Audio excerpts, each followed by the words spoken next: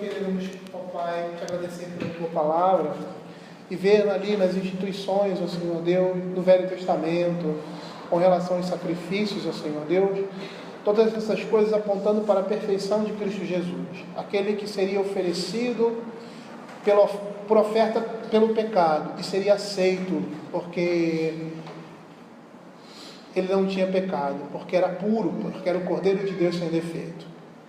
Senhor, queremos te agradecer, ó Pai, por essa graça, Senhor, a nós alcançada, a nós dada, Pai.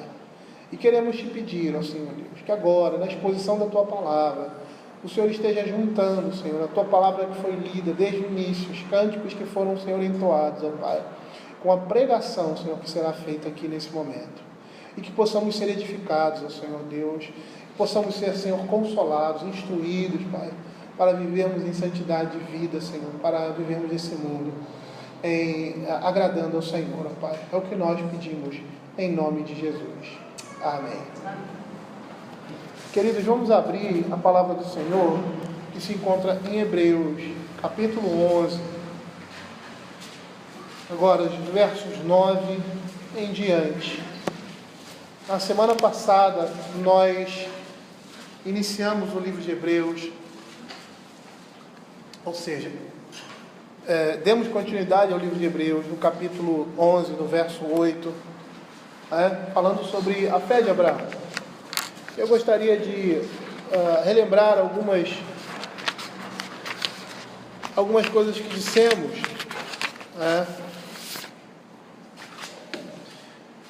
Nós estamos vendo aqui que o propósito do escritor sagrado é fazer com que, pelo exemplo e pela fé, aqueles irmãos do passado, eles pudessem seguir o exemplo deles e permanecerem firmes diante das dificuldades e provações do dia a dia, na expectativa do reino vindouro, como os próprios irmãos, seus irmãos do passado fizeram, nossos irmãos do passado fizeram. E aí nós inicialmente vimos a fé de Abel e o que caracterizava essa fé, no caso de Enoque, Noé, e começamos a ver Abraão, considerado, chamado de o pai da fé. E vimos que Abraão ele teve vitórias em 3 situações diferentes. Primeiro foi quando Deus lhe disse que fosse a uma terra que ele iria mostrar, ele daria uma herança. Em segundo foi quando Deus prometeu que faria Abraão uma grande nação.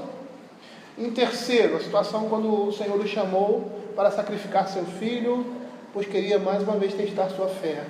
E essa fé, mais uma vez, triunfou. E nós vimos que há uma diferença em cada um deles. Há uma diferença muito singular entre Abraão e Noé, porque Abraão, como Noé, recebe determinadas instruções, mas Noé vê as promessas de Deus relativas ao seu mandado na vida dele se concretizando. Abraão recebeu 2 promessas: a herança da terra prometida e a formação de um povo poderoso como seus descendentes, mas ele nunca viu essas promessas se cumprirem em sua vida. Abraão viveu pela fé, mas não viu cumprida as promessas de Deus na sua vida. E o escritor de Hebreus ele vai nos dizer isso nas entrelinhas. Nós precisamos viver por fé. Nós precisamos crer que Deus existe. Precisamos crer naquele que foi revelado, o Senhor da glória, o Cristo crucificado. E crer também que Ele recompensa, que Ele tem para nós um galardão eterno. E eu gostaria de continuar nessa perspectiva que iniciamos no domingo passado, quando estávamos olhando e analisando a vida de Abraão e a fé de Abraão, aquilo que Deus fez na sua vida. E aí no verso 9 até o verso 12, nós vamos dar continuidade a essa exposição, indo até o verso 12. Eu gostaria de fazer essa leitura, mais uma vez, do verso 8 ao verso 12. Diz assim: pela fé Abraão, quando chamado, obedeceu a fim de ir para um lugar que devia receber por herança. Partiu sem saber para onde ia. Pela fé peregrinou na terra da promessa, como em terra alheia, habitou em tendas com Isaque e Jacó, herdeiros com ele da mesma promessa, porque aguardava a cidade que tem fundamentos, na qual Deus é arquiteto e edificador. Pela fé também a própria Sara recebeu o poder para ser mãe, não obstante o avançado de sua idade, pois teve por fiel aquele que havia feito a promessa. Por isso também, já amortecido, saiu uma posteridade tão numerosa como as estrelas do céu, e inumerável como a areia que está na praia do mar.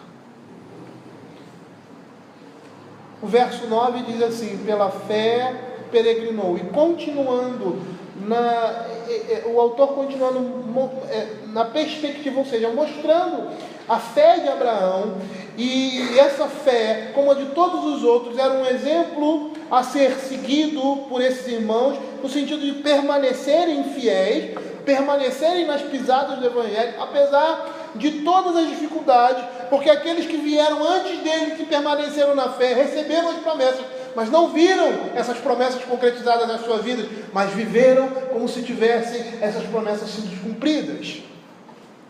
E aí ele diz assim: pela fé peregrinou, ele permanece como estrangeiro, ele vive em tendas, ele era peregrino na sua própria terra. E como pastor, e um homem rico como ele era, ele tinha muitos animais, mas nenhuma terra. E nós vamos ver que Deus repete essa promessa a Isaque, a Jacó, que como seu pai também viveu em tendas, também viveu como peregrino na sua própria possessão. E aí nós vemos a história do povo de Israel, somente em Josué que as 12 tribos entraram na terra e puderam reivindicar o direito de posse, a promessa que Deus tinha feito para eles naquela terra, e fazer aquela terra a sua própria casa. E é interessante porque a estadia deles ali em Canaã era tão temporária dos nossos pais, ou seja, Abraão, Isaque e Jacó, quanto as estacas que ele colocava no chão para manter a sua tenda em pé. Eles constantemente, nós vemos isso na história dos patriarcas, mudavam de um lugar para outro, e assim fez o seu filho, assim fez o seu neto. E aí, por mais que a estadia deles ali fosse temporária, a sua fé era permanente. A sua fé permanecia na promessa de Deus. Calvino diz que por sua condição de peregrino na terra, essa situação era contrária à promessa e poderia ter levado Abraão e seus descendentes a duvidarem da promessa. Entretanto, não é isso que acontece.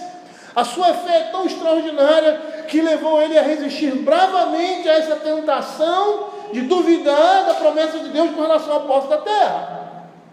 E esse fato provinha unicamente da fé. Abraão vive em Canaã não como herdeiro, não como proprietário, mas como peregrino somente. E nessa perspectiva é interessante porque ele não faz parte de uma associação ou de uma sociedade que se enganja numa guerra contra os antigos habitantes ali daquela terra para despojá-los. Ele não faz isso. Mas ele se dispõe a viver como estrangeiro ali, naquela condição que Deus o coloca inicialmente. Ele suporta a crueldade daquelas pessoas daquele lugar com paciência. Ele recebe o favor daquelas pessoas ali que estavam morando ao entorno com gratidão. Mas ele mantém o seu coração fixo na Canaã celestial. E o texto vai dizer que ele faz isso porque ele olhava para essa Canaã. Ele vive em tendas como Isaque e Jacó, que eram herdeiros da mesma promessa. Vive como uma pessoa itinerante, mas com uma prontidão diária para a mudança. E é assim que nós devemos viver todo o tempo nesse mundo. Nós somos herdeiros de uma grande herança. E nós precisamos viver nessa ótica, nessa perspectiva. Apesar de vivermos nesse mundo ainda e de não termos recebido a nossa salvação, nós devemos crer nela e devemos ansiar por ela. Abraão, ele tinha companhias, e essas companhias eram um alívio, eram um conforto para ele em seu estado peregrino, como é para nós também. A comunhão da igreja. Vivermos nesse mundo de pecado, temos que ir para o trabalho, para a escola, para outras atividades, até mesmo nas nossas atividades recreativas. E às vezes nós nos entristecemos porque as pessoas que estão ao nosso redor são ímpias, não conhecem o Senhor. Mas a igreja está ali. A igreja está e serve para esse conforto mútuo nesse estado de peregrinação que nós vivemos, como Abraão. Abraão viveu até Isaac completar 75 anos, Jacó 15, e eles eram herdeiros da mesma promessa. E provavelmente nesse tempo eles só tinham uns aos outros, para estimulá-los à fé e à perseverança.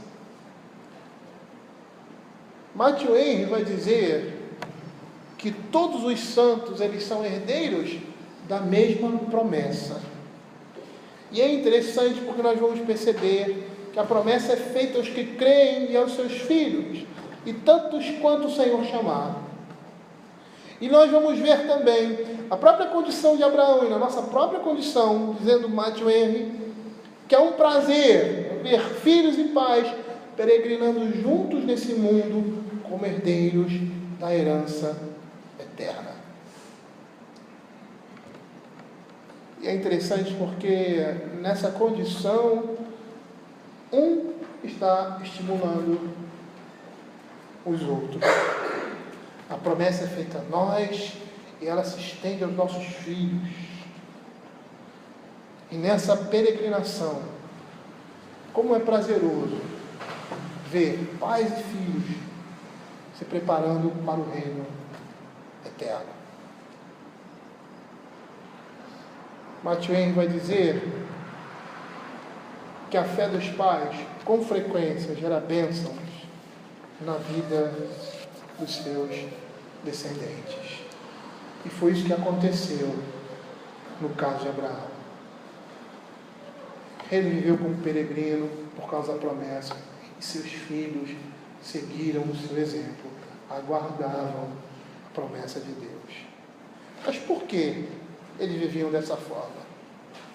Porque eles tinham a promessa, tinham a herança da terra e viviam na própria terra como se a terra não fosse deles. E aí a própria texto da Escritura vai mostrar lá no verso 10.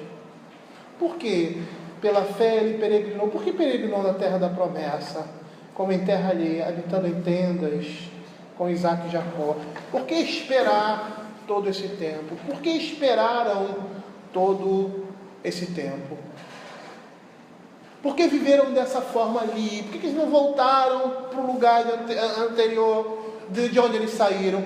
Porque o texto vai dizer, porque eles aguardavam a cidade que tem fundamento, da qual Deus é o arquiteto e fundador. Essa é a razão para a fé e a paciência dos patriarcas. Eles estavam contemplando o céu. Pela fé, Abraão sabia que a cidade que Deus havia planejado e construído tem fundamentos eternos, apesar de terem promessas que iriam se estender para esse mundo. Ele estava olhando para o porvir. Ele estava na perspectiva do reino eterno, e era nessa perspectiva que ele vivia e esperava a Canaã física. Era nessa expectativa. Apocalipse, capítulo 21, verso de 10 a 11, vai mostrar essa cidade que Abraão aguardava. A cidade de Deus, que tem fundamentos do próprio Deus. E me transportou em espírito até uma grande e elevada montanha, e me mostrou a santa cidade, Jerusalém, que descia do céu da parte de Deus, a qual tem a glória de Deus. O seu fulgor era semelhante a uma pedra preciosíssima. Olha o que o verso 14 diz: a muralha da cidade tinha 12 fundamentos, e estavam sobre esses 12 nomes dos apóstolos do Cordeiro. Verso 19: os fundamentos da muralha da cidade estão adornados de toda espécie de pedras preciosas. E aí ele diz que o primeiro fundamento era de jaspe, safira e calcedônio, e começa a dizer, por quê? Porque essa cidade é uma cidade celestial, é uma cidade espiritual, e era nessa cidade que ele lançava a sua confiança, as suas expectativas. Abraão esperava pela nova Jerusalém, pela cidade do Deus vivo, onde todos os crentes irão encontrar acomodação. Por isso que ele vivia nesse mundo, mesmo com a promessa da Canaã física, que apontava para a Canaã celestial, nessa expectativa, como peregrino, sendo herdeiro dessas coisas. E se nós formos perceber, a nossa realidade é a mesma. Nós vivemos nessa terra como peregrinos, mas essa terra nos pertence. Esse mundo será dado a nós, crentes. No final de todas as coisas, seremos nós que vamos habitar com o Senhor eternamente, uma cidade que desce do céu, preparada por Ele para nós. Nós somos herdeiros dessa terra. Por mais que hoje nós não tenhamos nenhuma relação com ela, com esse mundo, por mais que hoje nesse mundo nós sejamos peregrinos, nós temos que viver na expectativa da posse dessa terra, ou seja, do reino de Deus manifestado. Abraão esperava por essa nova Jerusalém. O texto vai dizer isso claramente. A cidade do Deus vivo, onde todos os crentes irão encontrar acomodação. Olha que Hebreus capítulo 12, verso 22 vai dizer: mas tendes chegados ao monte Sião, a cidade do Deus vivo, a Jerusalém celestial, e a incontáveis hostes de anjos, e a universal assembleia. A nossa perspectiva nesse mundo deve ser a mesma perspectiva de Abraão. E é isso que aqueles crentes ali precisavam entender. Eles deveriam viver nesse mundo como peregrinos, na expectativa do reino de Deus, na expectativa da posse, da salvação do reino de Deus. E era nessa perspectiva que eles deveriam viver. Por isso eles deveriam perseverar. Por isso eles deveriam peregrinar, mas viver na perspectiva do reino eterno. Por quê? Porque ele sabia que a sua morada terrena não poderia ser comparada com a cidade celestial, da qual o próprio Deus é o arquiteto e construtor. Jamais poderia se comparar. E quando nós estamos vivendo a expectativa do reino de Deus, as coisas aqui ao nosso redor tomam uma outra característica. Elas têm um outro valor. O nosso coração não está nessas coisas, então podemos ser frustrados com relação às coisas do mundo. Podemos não conseguir aquele bom emprego, não sermos conhecidos, não sermos tão notáveis, podemos até não conseguir nada, não ter nenhuma conquista significativa, que isso não vai nos abalar. Por quê? Porque o nosso interesse é o reino de Deus. Nós estamos conquistando o reino de Deus nesse mundo, no modo como nós vivemos. O reino de Deus é tomado por esforço. Os que se esforçam se apoderam dele. E isso pode resumir a vida não só de Abraão, mas como de todos os outros homens que que são citados aqui. Ele sabia que a sua morada terrena não poderia ser comparada com a morada celestial. Por isso não se importava em viver em tendas e até mesmo estar na expectativa da promessa e não receber essa promessa em vida, mas essa promessa ser dada aos seus descendentes. E observem a devida consideração que Abraão tinha por essa cidade celestial. Ele esperava por ela. E nesse ínterim, ele se relacionava com ela pela fé. Ele tinha elevadas e alegres esperanças de que no tempo de Deus seria levado em segurança até essa cidade. E é interessante que nós vamos perceber que a influência que isso teve em suas relações presentes era um apoio em todas as provações de sua peregrinação, porque ele sabia que o Senhor iria conduzi-lo em segurança. E isso ajudava a suportar com paciência todas as inconveniências dessa jornada e cumprir todas as suas obrigações decorrentes à sua jornada, perseverando até o fim. Por quê? Porque os olhos dele não estavam na herança física, mas na celestial, na Jerusalém celestial. Que Schumacher, que faleceu recentemente, diz que pela fé Abraão imaginou o julgamento final dos crentes para a festa da redenção. Ele antecipou a vinda e a obra de Cristo, porque em Abraão todos os crentes são um, com o Filho e com o Pai. Pela fé, Abraão, embora vivendo em tendas, olhava para a cidade que é permanente. Olha o verso 13 da Escritura aí de Hebreus. Todos estes morreram na fé sem ter obtido as promessas, vendo-as, porém, de longe, e saudando-as e confessando que eram estrangeiros e peregrinos sobre a terra. Jesus disse aos fariseus certa vez: Abraão viu os meus dias e se alegrou. Eles olhavam na perspectiva do reino de Deus, na promessa daquele que viria. E nessa perspectiva eles viviam como se essas promessas já estivessem sendo cumpridas em suas vidas.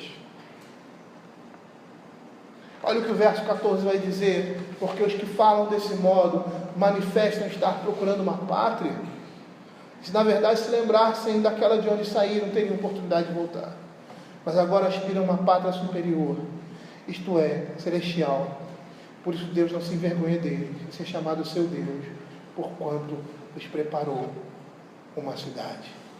Para ele, essa cidade marcava o cumprimento das promessas que Deus havia feito.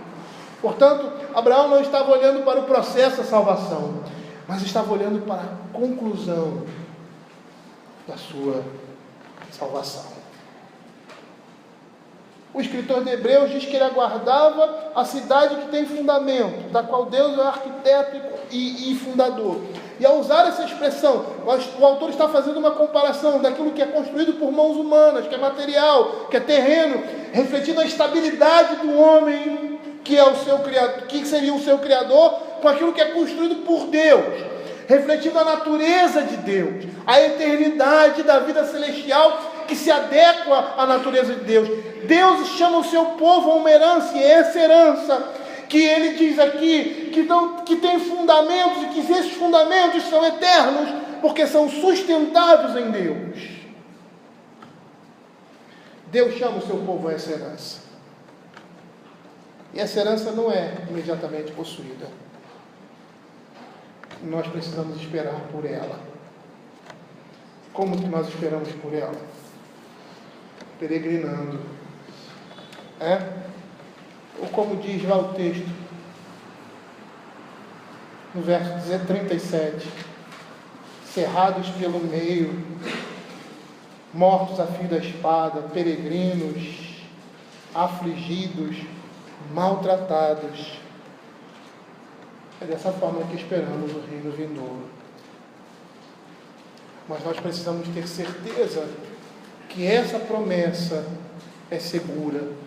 Precisamos ter a certeza e que ela terá o seu cumprimento no tempo certo. O apóstolo Paulo, quando estava para morrer, ele sabia que essa promessa era segura, que essa promessa era verdadeira.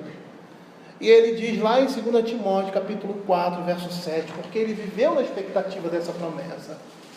Quando ele diz assim: combati o bom combate, completei a carreira, guardei a fé, já agora a coroa da justiça me está guardada, a qual o Senhor, reto juiz, me dará naquele dia, e não somente a mim, mas também a todos quanto amam a sua vida. O escritor de Hebreus está falando para aquela igreja: vivam nessa expectativa. Vocês passaram por provas de escárnio, opróbrio, permaneçam fiéis. Por quê?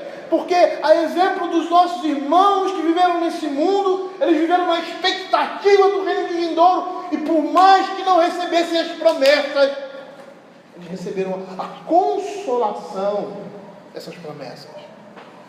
E hoje aguardam, como que se as promessas estivessem em suas mãos, porque estão aguardando aquilo que eles já estão gozando, não completamente, na presença de Deus. Porque é lá que estão Abel, Enoque, Noé, os patriarcas. Eles já estão gozando dessa cidade. Não plenamente, mas já estão gozando delas. E Paulo sabia que ele iria receber a sua herança, a sua recompensa. O fim do mundo não chegou, mas para ele, o apóstolo Paulo, e para todos aqueles crentes que morreram e que morrem hoje, a batalha terminou. Eles são recolhidos ao quartel para que descansem e aguardem, como nós aguardávamos, o final de um grande conflito, de um grande combate, ou de uma grande festa, uma grande formatura, onde íamos para o quartel e esperávamos, e aí no momento certo saía a banda, a bandeira, e todos os militares marchando diante das pessoas como triunfo e glória daquilo que foi conquistado. Esses homens estão lá aguardando, porque já receberam a sua recompensa. Mas não de todo, porque falta, como diz a palavra de Deus, um último momento. Um momento em que a igreja de Cristo vai descer, e aqueles que morreram em Cristo vão ressuscitar. E a cidade de Deus,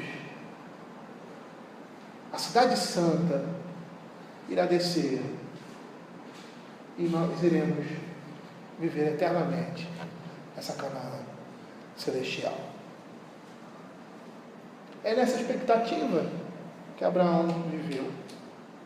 Por isso que ele peregrinou. Por isso que ele perseverou.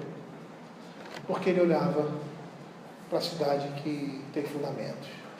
Aquela que Deus estabeleceu. Mas percebam agora no verso 11, que interpõe-se à fé de Abraão um personagem aqui, bastante conhecido por nós, que é Sara. Ele entra aqui no meio dessa história, está falando de Abraão, e ele vai continuar falando de Abraão até o verso 19, mas no meio do relato da fé de Abraão, nós temos aí Sara. E nós vamos perceber que Sara, como esposa de Abraão, ela tem uma função muito importante na vida dele. Se nós olharmos para a vida de Abraão e formos olhar para Jó ou para Ló, nós vamos ver a diferença. Sara é chamada da mãe dos crentes, como Abraão é o pai dos crentes. Porque ela também caminhou as mesmas pisadas que Abraão. Por isso ela é colocada aqui como um exemplo de fé. Olha o que diz a Escritura: pela fé também a própria Sara recebeu o poder para ser mãe, não obstante o avançado de sua idade, pois teve por fiel aquele que havia feito a promessa. Por isso também, de um linhagem já amortecido, saiu uma posteridade tão numerosa como as estrelas do céu, inumerável como a areia que está na praia do mar. A maneira como o escritor de Hebreus coloca aqui é que o resultado, ou seja, o nascimento de Isaac foi fruto também da fé dela. A promessa também foi fruto da fé dela, como se fosse uma consequência da fé dela. É como se o escritor de Hebreus estivesse dizendo que ela recebeu essa promessa porque ela creu. E é interessante isso. Porque no meio do relato dessa fé de Abraão, insere-se o relato da fé de Sara. A importância de Sara na história da salvação é confirmada pelo fato de que ela é a única mulher na Bíblia cujo nome é mudado e cuja época da morte é detalhada. Sara também apresentou a mesma fé de Abraão. Mas é interessante que a gente vê na história da Escritura que ela teve dificuldades. Ela apresentou uma certa incredulidade, a gente pode dizer assim. Ela duvidou, em um certo momento, com relação à promessa de Deus. Lá no Gênesis capítulo 18, versos 12 a 15. Calvino vai falar uma coisa muito interessante. Ele vai dizer o seguinte: ele vai dizer que a fé é para aquelas pessoas que o quê? Que têm necessidade dela. Se eu tenho necessidade de fé, é porque eu sou o quê? Descrente. Porque eu preciso de alguma coisa para sustentar as minhas convicções, para me dar confiança. Por quê? Porque eu vou titubear. A fé é para aqueles que são débeis, como nós. Nós temos necessidade de ter fé. Por quê? Deus precisa ter fé? Não, Deus não precisa ter fé. Mas eu preciso ter fé. A fé é algo necessário na minha vida. Por quê? Por causa da incredulidade. Por causa da dúvida. E nós vamos perceber que a dúvida sempre vai acontecer. E Calvino vai dizer isso. As palavras dele. Eu vou tentar aqui reproduzir. O crente, de uma maneira geral, quando exercita a sua fé, é porque anteriormente a essa fé, houve alguma coisa que o levou a ter dúvida. E aí, ele vai recorrer à palavra de Deus. Ele vai exercitar a sua fé. Por quê? Porque as coisas que estão diante dele estão mostrando uma outra realidade. E se ele não colocar essa fé em ação, ele vai se deixar levar por essas coisas e vai duvidar da palavra de Deus. Olha o que diz de Gênesis capítulo 18, versos de 12 a 15. Riu-se, pois, Sara no seu íntimo, dizendo consigo mesmo: depois de velha, e velho também o meu Senhor, terei ainda prazer? Disse o Senhor a Abraão: porque se riu Sara, dizendo: será verdade que darei ainda a luz sendo velha? Acaso para o Senhor a coisa é demasiadamente difícil? Daqui a 1 ano, neste mesmo tempo, voltarei a ti, e Sara terá um filho. Então Sara, envergonhada, receosa, negou, dizendo: não me ri. Mentiu ainda, né? Ele, porém, disse: não é assim, é certo que riste. Mas nós vamos perceber que o próprio Abraão demonstra uma certa incredulidade diante das circunstâncias que lhe são apresentadas. Abram aí Gênesis capítulo 17, verso 17. O Senhor o chama para que ele saia de onde ele está e vá a uma terra que ele não conhece. E ele obedece a ordem do Senhor. Ele faz isso pela fé. E com o tempo o Senhor vai se revelando, vai falando a ele. Em determinado momento ele chega para Abraão e diz assim: Abraão, a sua descendência vai ser grande, ali seja Isaac, Ismael a minha descendência, ou seja, em Damasceno a minha descendência. Ele cria que Deus ia fazer uma descendência dele, ele acreditava nisso, mas não entendia que era por meio de si mesmo, ou seja, do seu próprio filho, do seu próprio sangue. E o Senhor teve que mostrar para ele que a sua promessa inicial era essa: de ti, da tua descendência, virá uma grande nação. E aí no verso 17, do capítulo 17, Abraão já bem idoso, a sua mulher já fora, como ele diz, quando a escritura diz ali, que Sara, eu vou pegar a expressão, já tinha cessado o costume das mulheres, ou seja, ela não estava mais no período fértil dela, ela era estéril. No seu período fértil, ela já era estéril, e aí ela passa um tempo em que o seu período de fertilidade, o período da mulher, né, reproduzir, procriar, se extingue. Ela chegou numa determinada idade que ela não ovulava mais, é isso.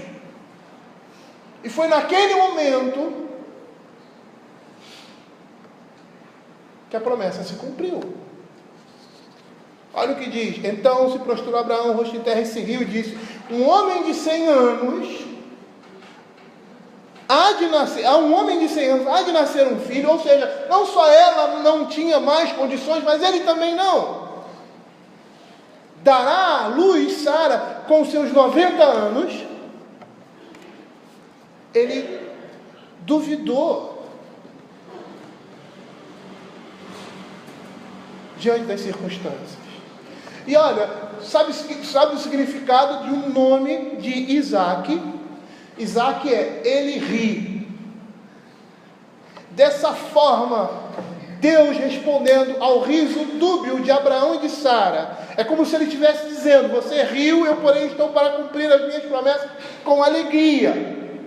O nome de Isaac surge da dúvida de Abraão e de Sara, mas tanto Abraão como Sara triunfou na sua incredulidade, triunfou na sua dúvida. Eles olham as circunstâncias, a mulher não mais ovula, o homem não tem mais aquele vigor físico para gerar filhos, e o Senhor diz para eles: vocês vão ter filhos. E aí ele diz: como? Isso é impossível. Mas qual é a diferença de Abraão e do crente que vive pela fé? Ele olha para as promessas de Deus e olha para si mesmo e entende que o Senhor tem poder para fazer aquilo que Ele diz que vai fazer. E aí ele se resigna na sua ignorância e na sua dúvida. Sara recebe a promessa de Deus e ela é convencida disso. Realmente julgou que Deus tanto podia quanto ia realizar aquilo que ele disse, por mais impossível que parecesse a razão, pois a fidelidade de Deus não permite que ele engane o seu povo.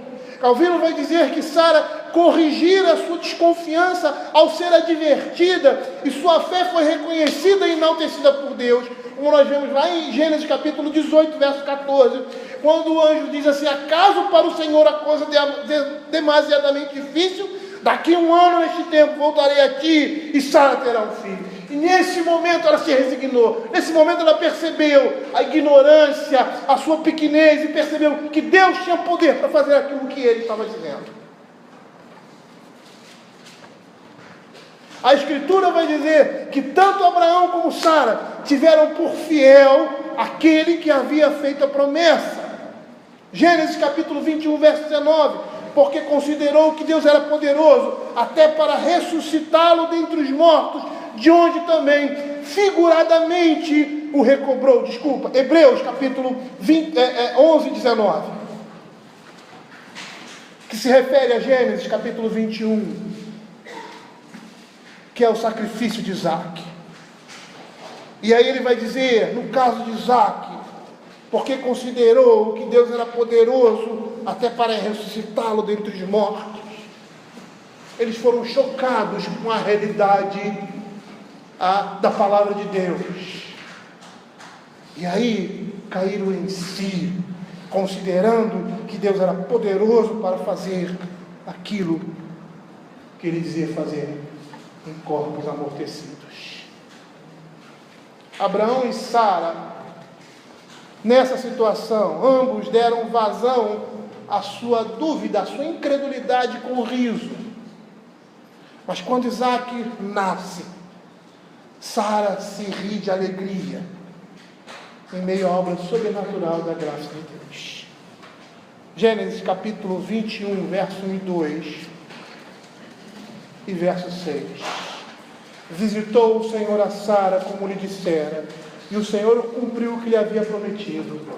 Sara concebeu e deu à luz um filho a Abraão na sua velhice, no tempo determinado que Deus lhe fizera. Verso 6. E disse Sara: Deus me deu motivo de riso, e todo aquele que ouvir isso vai rir-se juntamente comigo. Ambos duvidaram inicialmente, levando em conta a situação, levando o corpo dele já amortecido, mas eles creram na promessa de Deus. Eles confiaram em Deus, sabendo que Ele é capaz de cumprir as suas promessas. E é isso que acontece muitas vezes conosco. Nós, às vezes, diante das promessas de Deus, diante da palavra de Deus, nós titubeamos. Mas nesse momento que nós titubeamos, nós precisamos olhar para aquele que fez a promessa, olhar para aquele que está falando aquelas coisas, que está dizendo que Ele vai nos levar em segurança, que Ele vai nos santificar, que Ele vai agir com graça nas nossas vidas, porque somos filhos, sabendo que Deus é poderoso para fazer isso, e Ele vai fazer na vida dos seus filhos. O apóstolo Paulo, lá em Romanos capítulo 4, versos 19 a 21, ele diz assim: quando nós falamos de fé em promessas de Deus, a primeira coisa que vem na nossa cabeça são coisas materiais. Porque nós estamos encharcados por esse evangelho de hoje em dia aí, que diz que as promessas de Deus, elas se resumem a esse mundo. E Paulo vai dizer: se a nossa esperança nesse mundo se resume somente a essa existência, somos mais miseráveis. E Abraão, que tinha as promessas, tinha promessa de obter uma terra física, os seus olhos não ficaram nessa terra física, porque ele contemplava o que Canaã físico representava, que era o Canaã celestial.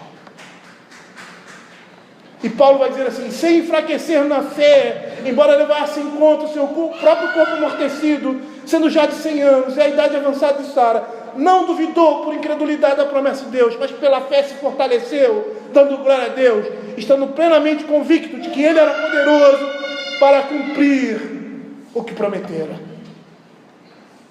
Perceba que na vida de Abraão a sua fé oscilou, mas a graça de Deus é maior do que as nossas dúvidas. Sendo o próprio Deus que supre pela graça a nossa confiança nele.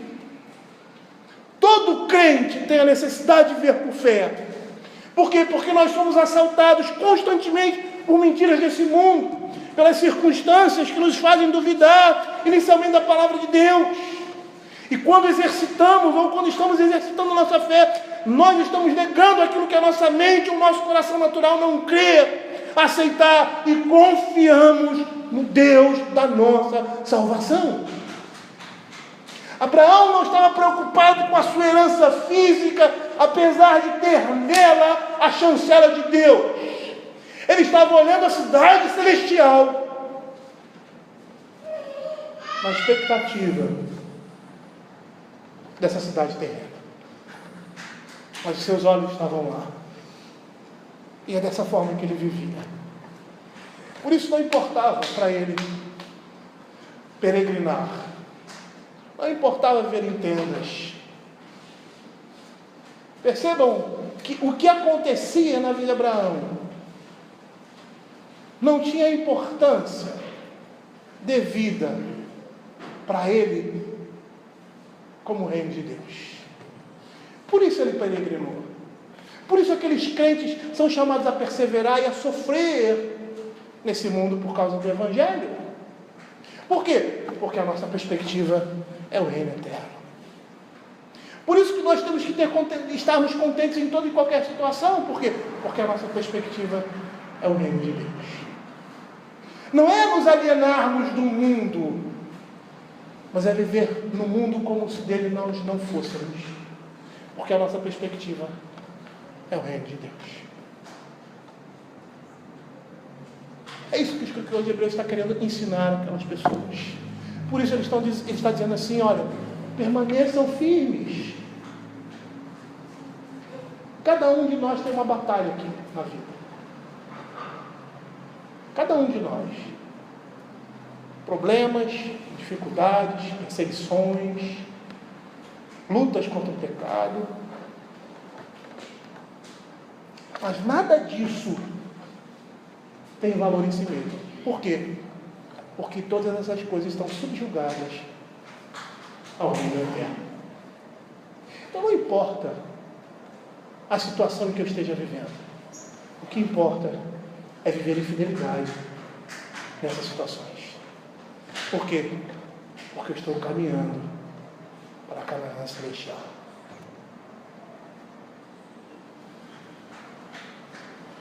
A fé é para aqueles que necessitam crer, que necessitam confiar, por causa da sua inata incapacidade. E nessa fé nos seguramos e confiamos naquele que supre as nossas necessidades. Por isso a fé verdadeira, se sustenta na palavra de Deus e nela está unicamente ancorado. Nós não podemos ter fé na fé. Nós temos que ter fé na palavra de Deus. A nossa fé é objetiva, a nossa confiança é objetiva. Por quê? Porque se deriva daquilo que Deus revelou. Quando o Senhor diz assim, ainda que eu ande pelo vale da sombra da morte, não temerei mal algum, porque tu estás comigo. Nós precisamos entender que em toda e qualquer situação, até em uma situação de morte, por mais que nós estejamos sentindo a presença de Deus, Deus está ali. Porque esse texto se junta ao texto de Apocalipse, quando a mensagem aqui, aquelas 7 igrejas, ele diz assim, olha, muitos crentes ainda vão ter que morrer por causa de sua fé. E aqueles que morreram por causa de sua fé, venceram.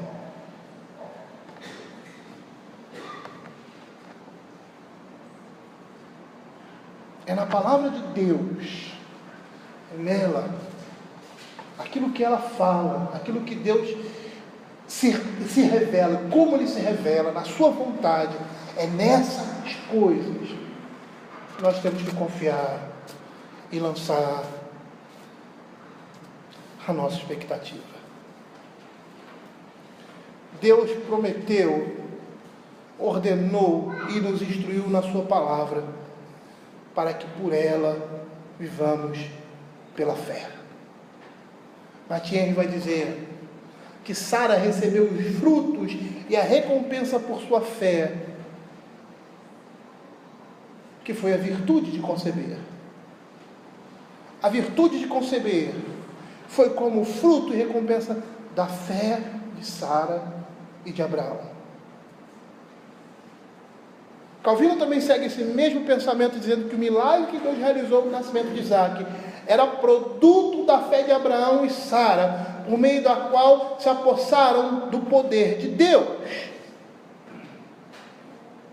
É como se o que Deus ia fazer, Ele ia fazer, era decreto dele. O seu povo ia nascer ali de Isaac. Mas nós percebemos que o nascimento de Isaac também representava uma recompensa da fé de Sara e de Abraão. E aí nós vamos perceber que a força da natureza, assim como a graça, vem de Deus. É Ele que torna fértil o solo infecundo, como também torna fértil o ventre improdutivo. E Calvino vai nos deixar uma lição da vida de Abraão e Sara, dizendo assim: aqui temos um rico ensinamento, a saber, que mesmo quando nossa fé vacila ou cocheia um bocadinho, não deixamos de ser aprovados por Deus, contanto que não demos vazão à nossa desconfiança. E nisso aqui nós temos uma grande lição, que Deus não vai realizar sua obra em nós quando nós não temos fé nele.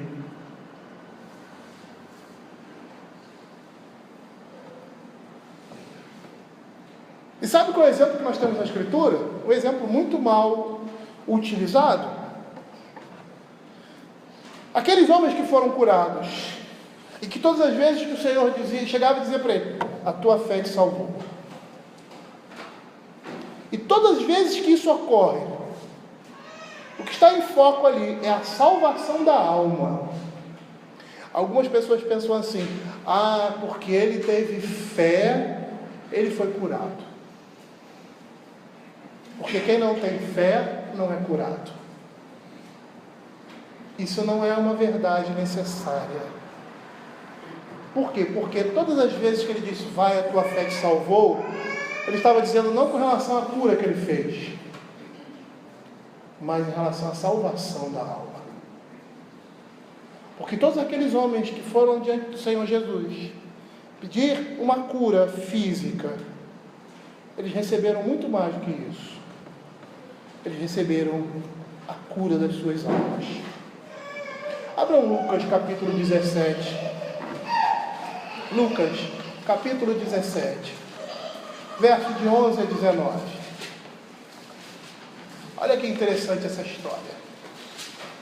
Os 10 leprosos. No verso 13 diz assim: Mestre, compadece de nós. Ao vê-lo, Jesus disse: ide e mostrar-vos-ei os sacerdotes. Aconteceu que indo eles foram purificados.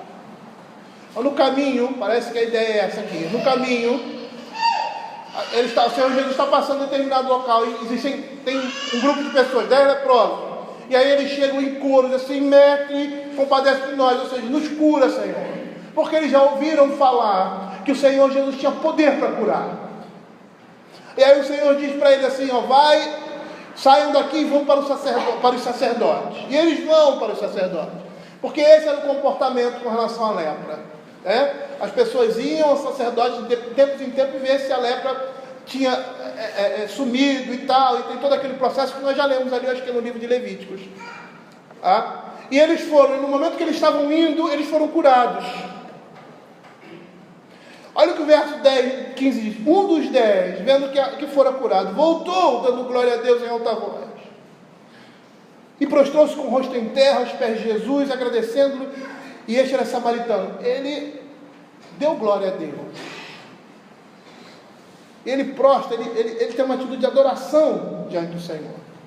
E aí o Senhor Jesus pergunta para ele: não eram 10? Onde é que estão os outros? E aí ele não responde, né? Aí ele continua: não houve porventura quem voltasse para dar glória a Deus, senão estrangeiro? Mas todos foram curados. Aí o que ele diz para ele: levanta-te e vai, a tua fé te salvou. Houve salvação na alma daquele homem, porque ele creu. Porque ele creu. Por quê? Porque Deus não realiza a sua obra naqueles que não têm fé. Mas eles foram curados. Foram. Mas isso não dependia da fé deles. Dependia do poder de Deus. Mas a salvação da alma dependia da fé.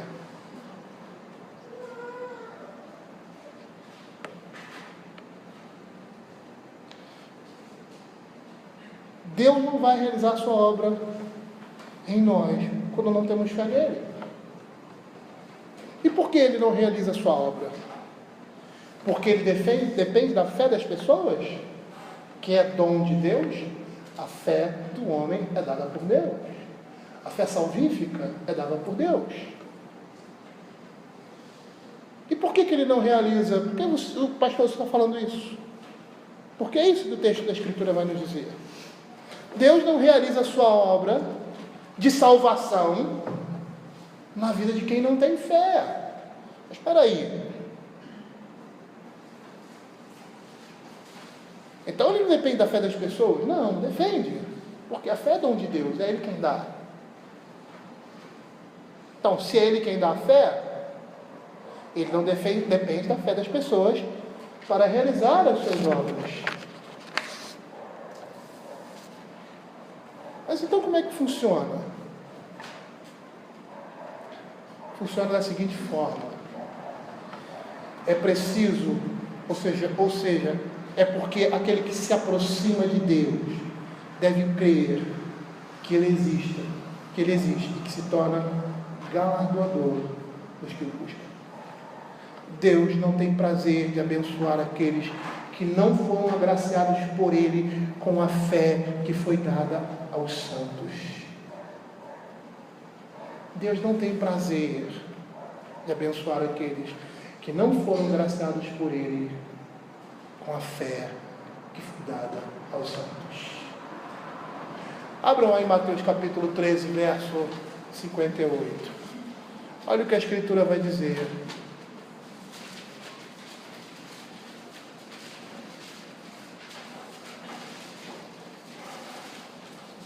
Ele não fez ali muitos milagres por causa da incredulidade. Vou abrir aqui Mateus capítulo 13. Por causa da incredulidade deles. Jesus ali pregando em Nazaré, onde ele nasceu, e ele foi rejeitado. A pergunta era: esse aí não é o filho de Maria? Ele não é irmão do Tiago, seu irmão Judas? Não vivem os seus irmãos e irmãs entre nós?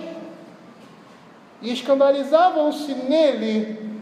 E Jesus diz: não há profeta senão o Senhor em sua terra, em sua casa. E a Escritura não fez ali muitos milagres por causa da incredulidade dele. Bom, se ele quem infunde fé no coração dos homens, isso para nós é um ponto pacífico. Como ele poderia ficar impedido de cumprir os seus propósitos porque o homem não teve fé? Na realidade, isso não é impedimento, isso é juízo. É juízo. É como se estivesse dizendo: não vou agir no coração deles porque são incrédulos e não crentes. É isso.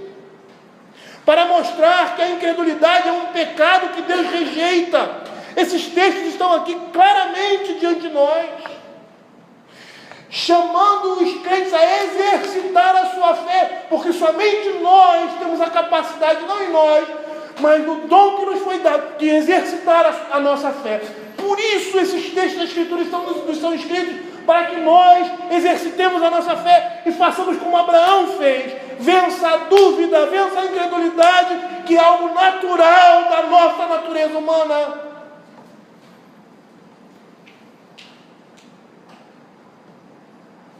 Abra Mateus capítulo 11, verso 21 e 23. Olha o que diz o verso 21.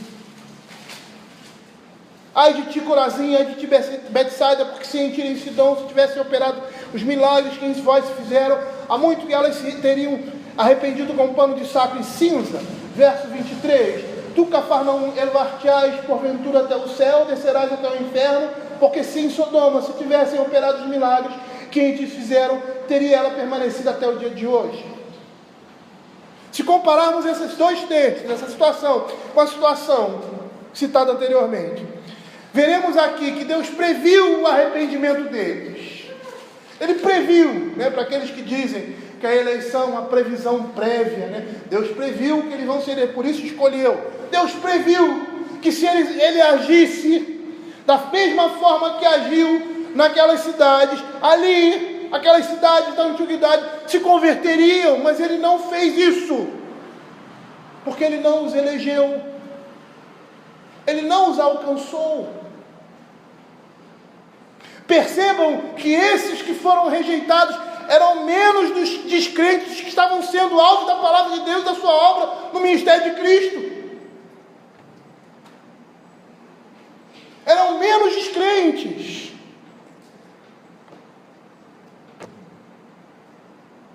E aí nós vamos ver Hebreus, capítulo 3, verso 12, dizendo assim: tende cuidado, irmãos, jamais aconteça haver em qualquer de vós perverso coração de incredulidade que vos afaste do Deus vivo.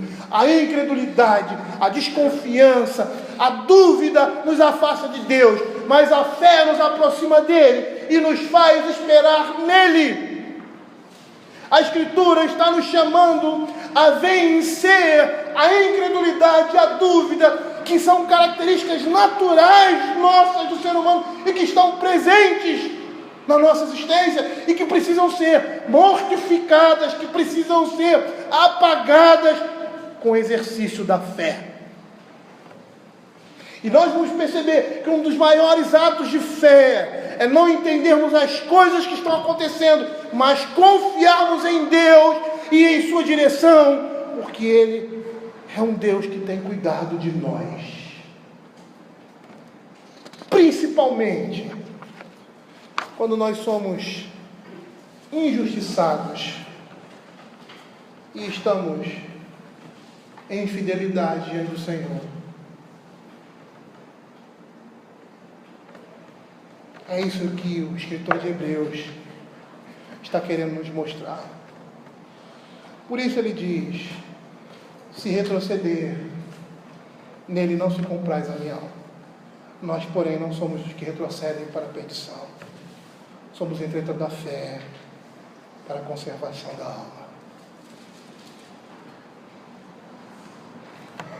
Toda vez que eu prego dessa forma, na minha cabeça vem o que vem na cabeça de muitos crentes. Que essas promessas que Deus nos dá são promessas físicas. De que eu vou ter dinheiro, de que eu vou ter o melhor emprego, porque é isso que pregam por aí.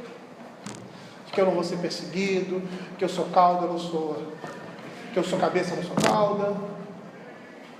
Esse discurso tem encharcado as nossas mentes e tem confundido as nossas cabeças. Todas as vezes que eu prego dessa forma, essas coisas vêm à minha mente. Por quê? Porque é isso que a comunidade cristã pensa. Pensa que a vitória nesse mundo significa o bem-estar nele, o reconhecimento, a paz que esse mundo pode dar. E se nós formos olhar os nossos irmãos do passado, nessa perspectiva, todos eles foram derrotados. Todos eles. Hoje nós cultuamos esses homens e colocamos eles lá em cima. Paulo, John Owen, John Bunyan, fazendo uma comparação aí, dos homens da Escritura e os crentes do passado. Mas todos eles viveram marginalizados na sua sociedade. Quem foi Paulo? Olha a vida do apóstolo Paulo. Nós temos aqui o relato de muitos. John Bunyan passou muito tempo na prisão por causa do Evangelho. E se eu contar aí a história de outros crentes, nós vamos perceber que todos eles, até mesmo aqueles que viveram uma situação de gozo, de tranquilidade e de bons tempos, eles não eram aceitos por todos. Nós exaltamos João Calvino e tal, Lutero. Olha como esses homens viveram.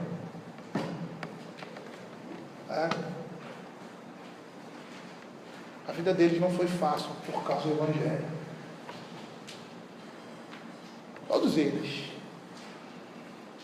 Por quê? Porque a nossa esperança não se limita a esse mundo.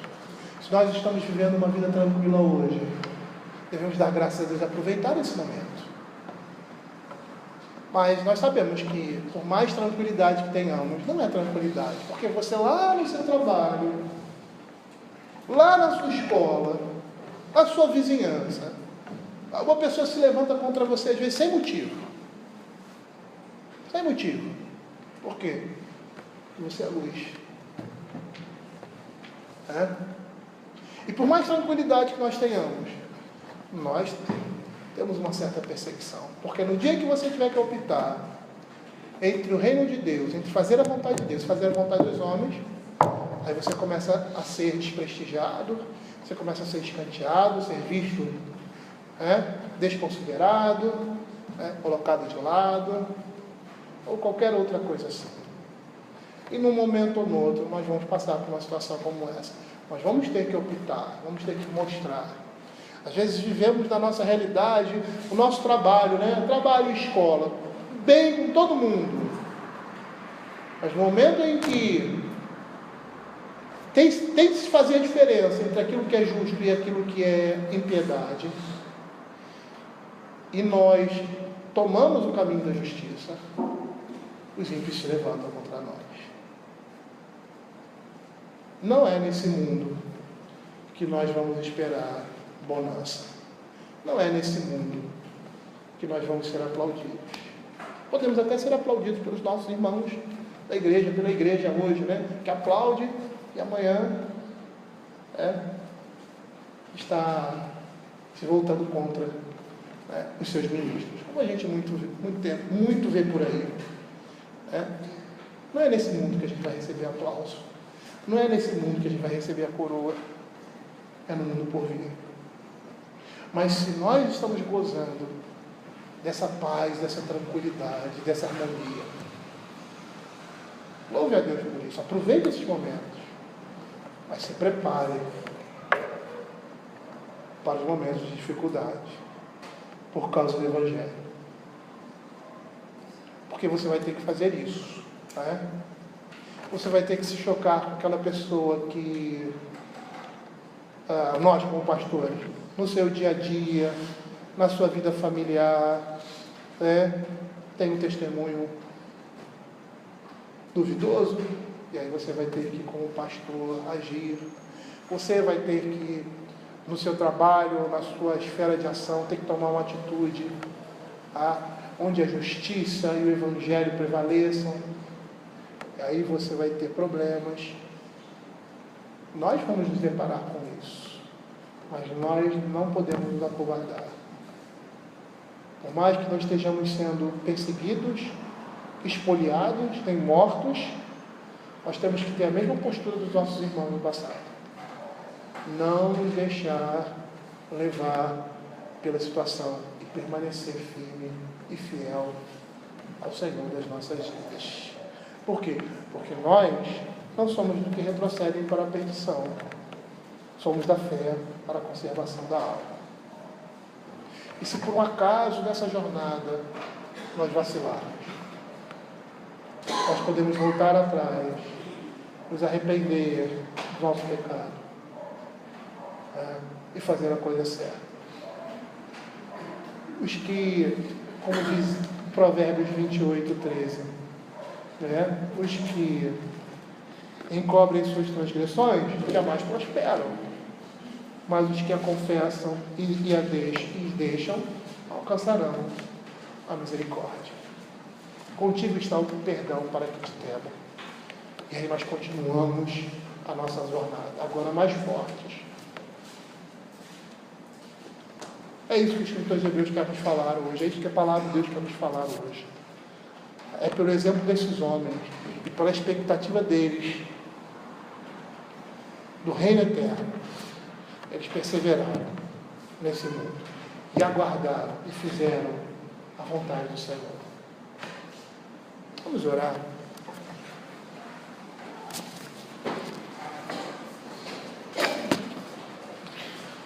Senhor, queremos te agradecer, ó Pai, pela tua palavra.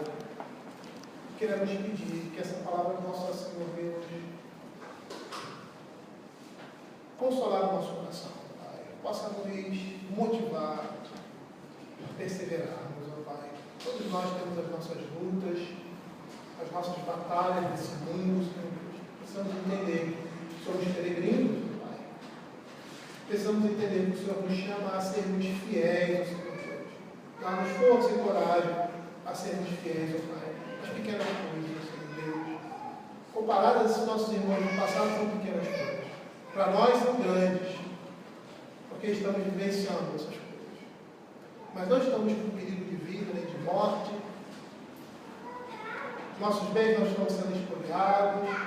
não estamos sendo perseguidos, ó Pai, não tendo a necessidade de sair do nosso conforto, da nossa casa e viver como peregrinos ou fugitivos. Nós temos as nossas lutas, ó Pai, que exigem de nós também perseverança, fé e confiança no Senhor.